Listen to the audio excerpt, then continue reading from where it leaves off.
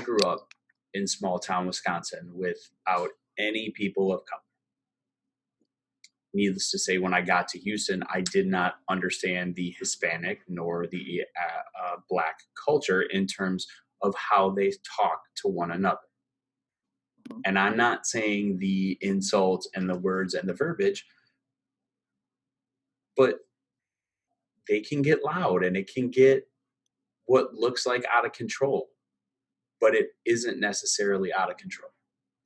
So how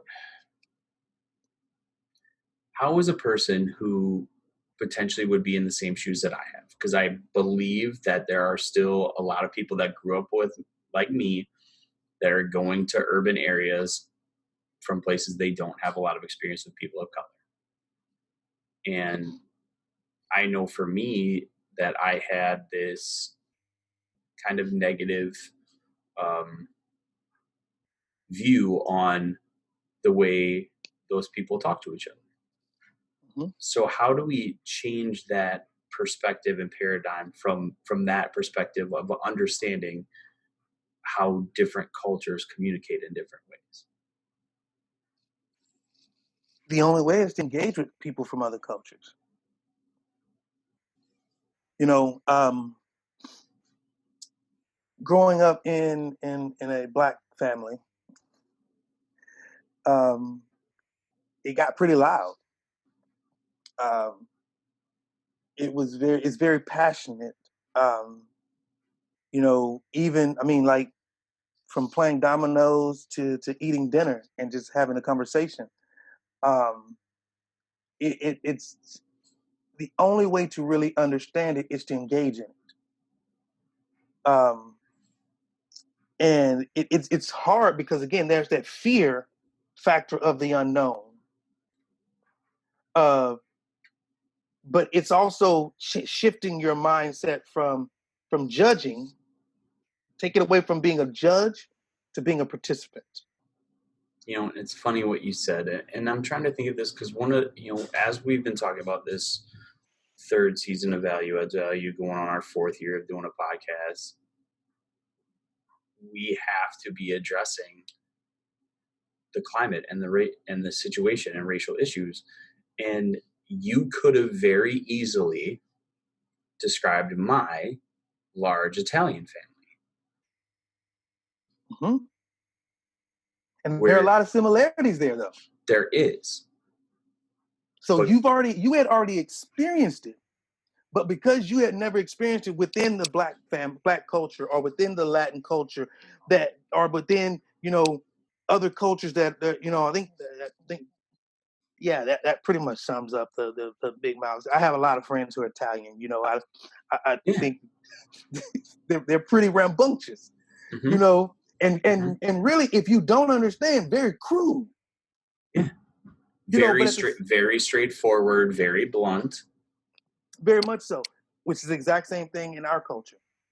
The exact same thing in the Latin culture. But because you had never experienced it outside of your norm, then because you had not experienced it, now it is a situation where you look at it and say, why are they doing this? Without connecting it to the fact that this is what my family does anyway also. Well, and I know that somewhere, and I won't say explicitly, but implicitly, it was always taught that Black people are just loud. That's just what they do. Mm-hmm. And it seemed like another one of those places where, because on the last episode, we talked about reasons why people aren't willing to listen to each other. And it feels like to me that's another excuse for why people that look like me aren't willing to listen to people of color, is because they say, well, they're just too loud, and they won't listen to them just because they talk loud, or situations like that. And I don't know exactly how that fits in with what we were talking about with our kids right now, but I had to at least bring that up because I hope that someone who looks like me, when they listen to this, will have just that little bit of different perspective that I didn't 10 years ago. Mm-hmm. Because I took loudness as disrespect when I started my career. Because you did not connect it with the fact that your family did the exact same thing. Because these people, they don't look like me.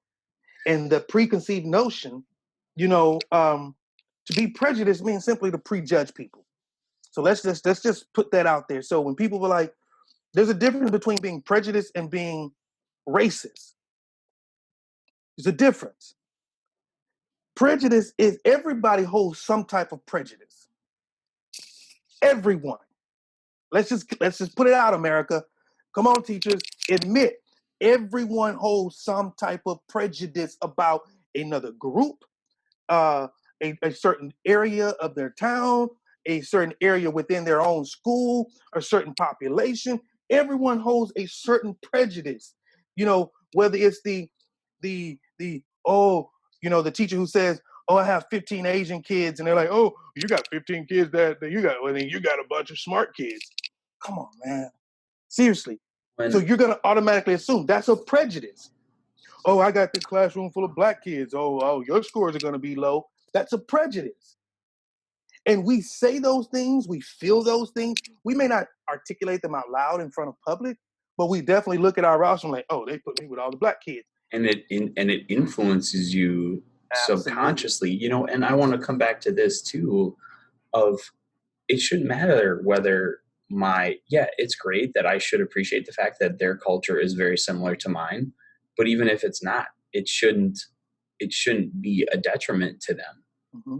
And I Mm-hmm. can't know that until I start building relationships. And I don't know how many times growing up before I moved to Houston, and even while I was there, I heard white people talk about how a certain place was ghetto. Mm-hmm. And it was strictly because that's where people of color lived. And you can't say just people of color, because I've gone to some areas that are ghetto, that there's not a black person, there's not a Hispanic person, and those are the only two really people that they classify as ghetto. Let me just call it fair. That is what it is. It's either the blacks, or it's either my people or the Hispanic people. And when I say Hispanic, I'm including all. I'm just generalizing the Latin culture. Latinx, yep. And that's what people believe. That's the belief system that they bring up. And again, that's a prejudice. And until you call it for what it is and accept it what it is, you won't be able to even accept people for who they are. People could look at me and say, oh, he's always wearing a snapback, got the beard, got his ear pits, got the tattoos, talks with the slang. Oh, he must be ghetto. Not realizing that I'm just a few months out from getting my doctorate. You know what I mean? I've spent more time in school than most people who would judge me improperly have spent in their entire life in school. I've been in college more years than most people have spent in their K-12 years. So again, to overcome prejudice, the first thing you got to do is accept that you have the prejudice and be open to get rid of the prejudice and not judge people based on what you see, what you hear, getting to know people.